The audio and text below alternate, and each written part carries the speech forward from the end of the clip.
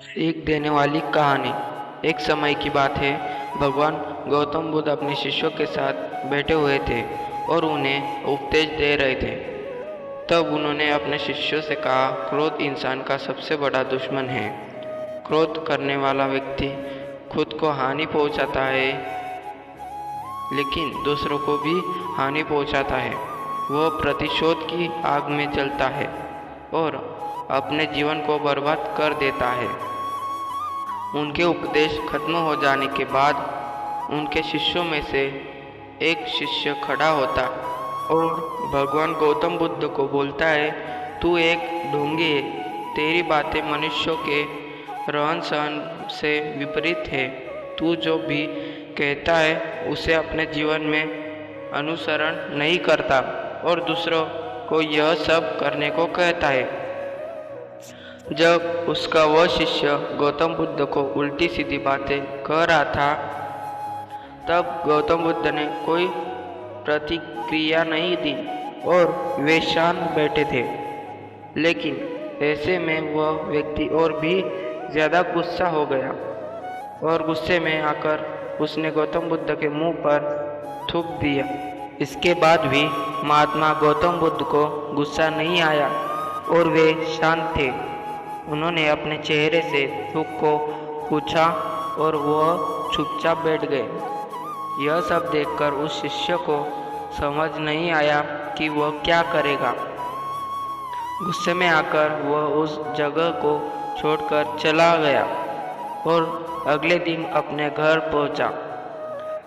जैसे ही वह अपने घर पहुंचा, तब तक उसका दिमाग शांत हो चुका था। दिमाग के शांत होते ही उसे इस बात का एहसास हुआ कि उसने कितनी बड़ी गलती की है, उससे हुआ है।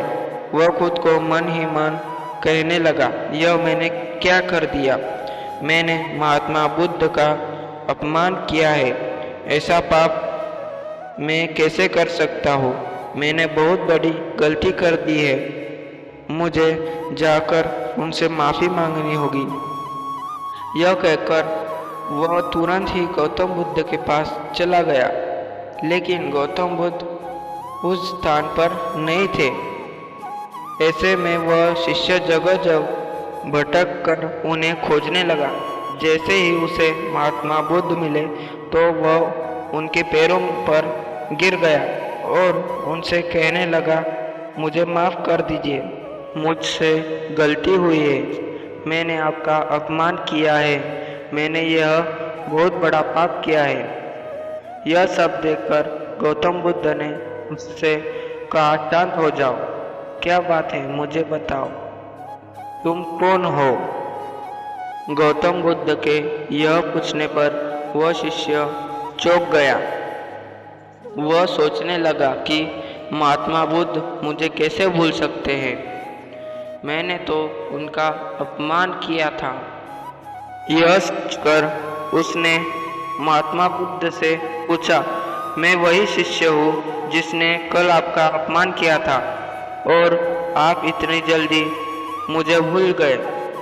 हमें कल की बातों को कल ही छोड़ देना चाहिए।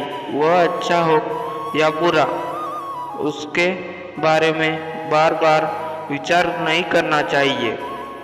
मैं बीती हुई बातों को पीछे छोड़कर आगे चलता हूँ और ऐसा ही हम सबको भी करना चाहिए। महात्मा बुद्ध की यह बातें सुनकर वह शिष्य और भी ज़्यादा प्रभावित हुआ और उनसे बोला, मैं आज से आपकी हर बातों को माना करूँगा। इस कहानी से हमें यह सीख मिलती है कि बीती हुई बातों को हमें भूलकर आगे बढ़ना चाहिए। अगर कोई मनुष्य अपनी बीती हुई बातों को पर ज़्यादा ध्यान देता है तो उसका ध्यान पूरी तरह से काल में लगा होता है और वह इंसान कभी भी आगे बढ़ने की और विचार नहीं कर पाता। इसलिए हमेशा पुरानी बातों को छोड़कर आगे बढ़ने की सोचें। कहानी पसंद आई हो तो लाइक और शेयर कर दीजिए। धन्यवाद।